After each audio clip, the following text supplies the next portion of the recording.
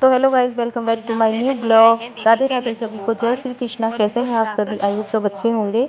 तो देखिए, जैसे कि मैं आप सभी को राधे राधे बोलती हूँ, तो आज मेरे घर में राधे कृष्णा जी सच में आ गए हैं। तो ये हैं लड्डू गोपाल दीदी के, जिनकी आज पूजा मैं कर रही हूँ। इनको नहलाया मैंने है, और इनका जो भी होती है कपड़े वगैरह पहनाने का काम सब मैंने किया है, क्योंकि मुझे काफ़ी दिनों से ये दर्शन दे रहे थे। अंदर मन में मेरे ऐसा लग रहा था कि गोपाल मुझे दर्शन दे रहे हैं। तो देखिए फाइनली ये मतलब अभी मेरे तो नहीं है, लेकिन ये हैं दीदी के। लेकिन भगवान सबके होते हैं। तो बस एक मूर्ति है कि हमारे सामने आ गई है। बाकी मेरे घर में तो ये काफ़ी दिनों से आ रहे हैं, मुझे काफ़ी दर्शन देते हैं पूजा करते टाइम। तो वही मैं आज इनकी तैयारी करी, और मुझे इतनी खुशी मिल रही है इनकी पूजा करते टाइम कि बस पूछो ही मत। तो मैंने यहाँ पर इनका मुकुट वगैरह लगा दिया है, और इनको कपड़े वगैरह पहना दिए हैं। दीदी से पूछ कर कि भाई कौन से कपड़े पहनाए जाएंगे, क्या होता है, कैसे होता है, वही सब मैं आपके सामने शेयर कर रही हूँ।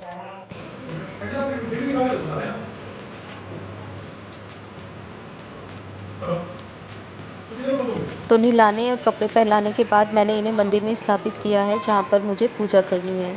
तो मैंने सबसे पहले इनकी पूजा करी, और रोज़ की जो मेरी पूजा होती है हनुमान चालीसा, जैसे कि मैंने आपको अपने पहले ब्लॉग में भी बताया है।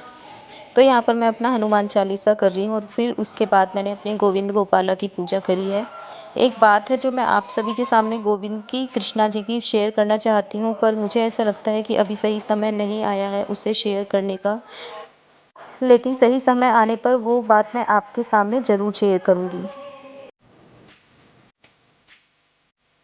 और फिर सुबह के टाइम यहाँ पर दीदी ने बनाए हैं पराठे सभी के लिए नाश्ते में, क्योंकि आज गोवर्धन पूजा थी। तो गोवर्धन का जो खाना बनता है हमारे यहाँ शाम से बनता है, यानी कि दोपहर 12 बजे के बाद हम स्टार्ट करते हैं। इससे पहले बच्चों को नाश्ता बनाना था, तो उन्होंने सिंपल पराठे और चाय और आम के अचार से सब बच्चों ने यहाँ पर करा है नाश्ता। तो बच्चे यहाँ पर बैठे थे और मैं इनको खिला रही थी। ये छोटा बेटा है ना, ये नहीं खा रहा था, तो मैं इसे बोल रही थी कि तुम भी खा लो। उसके बाद छोटों के बाद बड़ों ने भी नाश्ता किया है यहाँ पर। तो मैं बना रही थी चाय, मेरा काम था सबको चाय बनाकर देने का, और दीदी यहाँ पर फटाफट सेक रही थी पराठे। अधिकतर हम महिलाओं के साथ होता यही है कि कोई भी त्योहार हो, कोई भी फंक्शन हो, हमारा आधे से जो ज़्यादा समय है वो किचन में ही निकल जाता है। तो सभी को नाश्ता कराने के बाद यहाँ पर हम लग गए हैं दोपहर के खाने की तैयारी में। तो दोपहर का जो खाना था उसमें मैं और दीदी दोनों यहाँ पर बना रहे थे। तो मैं यहाँ पर बना रही हूँ सब्जी, और इन्होंने बनाई कचौड़ियों की तैयारी इन्होंने करी है दीदी ने।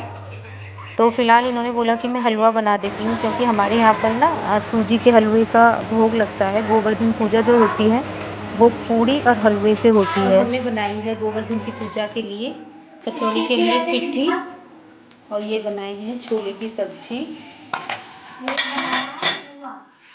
छोले मैंने बनाए, हलवा बनाया दीदी ने। तो देखिए ये बन रहा है हलवा सूजी का, क्योंकि हमारे यहाँ पर लगता है इसका भोग। और अब हम बनाएंगे पूरी और कचौड़ी। तो खाना ऑलमोस्ट कंप्लीट हो गया था हमारा, और हम बना रहे थे पूड़ी और कचौड़ी। तो यहाँ पर दीदी ने धरी हैं कचौड़ियाँ, क्योंकि कचौड़ी बच्चों को अच्छी लगती हैं। और किस किस को कचौड़ियाँ पसंद है आलू की, कमेंट में ज़रूर बताएं। तो मैं यहाँ पर कढ़ाई में सेक रही थी और वो बेल रही थी। उसके बाद मैंने खिलाया है बच्चों को खाना, और एक रूम में सारे बैठकर खा रहे थे खाना, और साथ में देख रहे थे टीवी। तो अंदर वाले रूम में जैसे कि कुछ चेंजिंग हुए हैं, तो यहाँ पर ये टीवी लगा दिया है हमने बच्चों के लिए। इसके बाद मैं और सासू माँ लगते हैं गोवर्धन बनाने के लिए। तो यहाँ पर मैं जो गोवर्धन बना रही थी वो जो आजकल बनाते हैं ना यूट्यूब से देखकर, वही बना रही थी। और देखिए मेरा गोवर्धन बहुत अच्छा बन भी गया था पूरा, लेकिन जो मेरी सासू माँ है ना, बार बार मुझसे यही बोले जा रही थी कैसा बना रही है, समझ में नहीं आ रहा कैसा बना रही है, कितना गंदा बना रही है, ये बना रही। तो उनको मुझे गुस्सा आ गया। मैंने बोला कि चलो खुद ही बना लो, मैं नहीं बनाती। तो मैं वहाँ से फिर उठकर आ गई थी, क्योंकि वो बार बार यही बोल रही थी कि तू अच्छा नहीं बना रही, अच्छा नहीं बना रही। फिर इन्होंने अंदर आ गई, इन्होंने क्या काम करा कि बोली नाश्ता कर लेती हूँ मैं, उसके बाद बनाऊंगी। तो फिर देखिए बाद में इन्होंने ये बनाया है यहाँ पर सासू माँ ने अपने तरीके से गोवर्धन। उसके बाद हमारा हो गया है थोड़ा सा रात का टाइम, और इसी के साथ मेरा और दीदी का हो गया है हंसी मजाक स्टार्ट। कल जाने वाली है, तो मैंने कहा मेरे मेरे सिर की मालिश करो, और जब तुम यहाँ से चलो मजाक चल रहा है, मजाक। मैंने कहा कि भाई मेरे तेल डालो, उसके बाद तुम यहाँ से ऊपर जाओ सोने के लिए। तो ये बदला ले रही है, तेल कम डाल रही, थप्पड़ ज़्यादा मार रही है।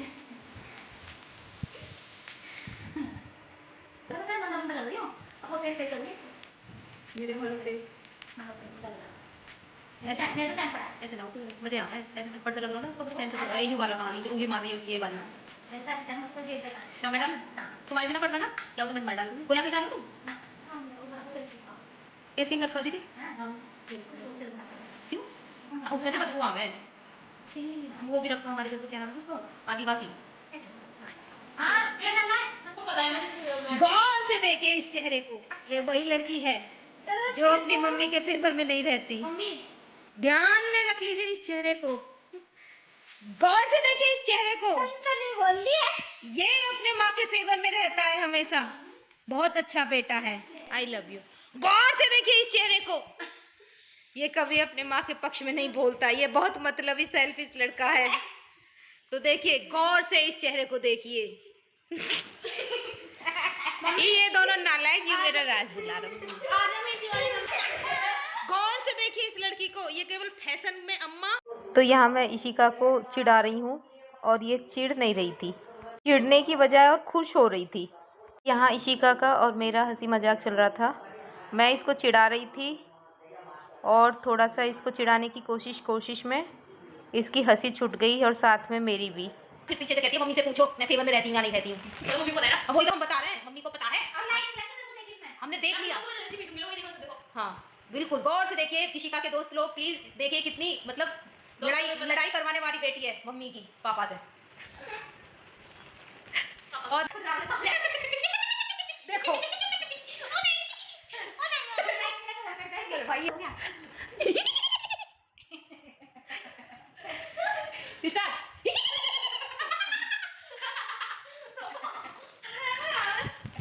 गौर से सुनिए इसकी हंसी को, गौर से सुनिए, ये भाग रही है, गौर से सुनिए। तो गाइस गौर से सुनिए, आप सोच सकते हैं इसकी हंसी इतनी खतरनाक है तो इसका रोना कितना खतरनाक होगा।